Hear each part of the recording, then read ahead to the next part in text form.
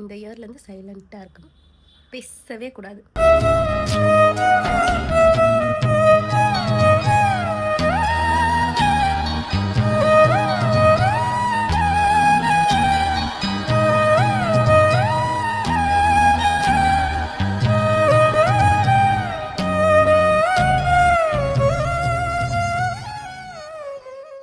Fever, gold, cough பயங்கரமாக.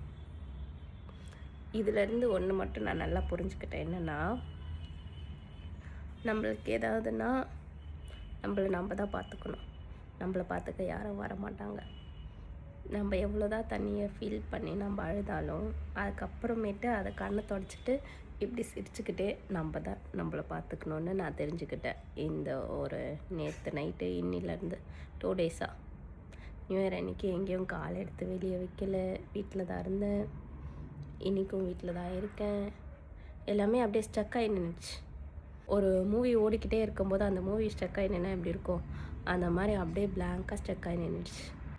It's okay, இது வெறும் ஸ்டார்டிங் தான். பார்த்துக்கலாம் இப்படியே ஸ்டார்ட் ஆகுதா இல்லை எப்படி ஸ்டார்ட் ஆகுதுன்னு. ஹாப்பி நியூ இயர் எல்லாருக்குமே. எக்ஸ்பெக்டேஷனை கம்மி பண்ணிக்கணும்.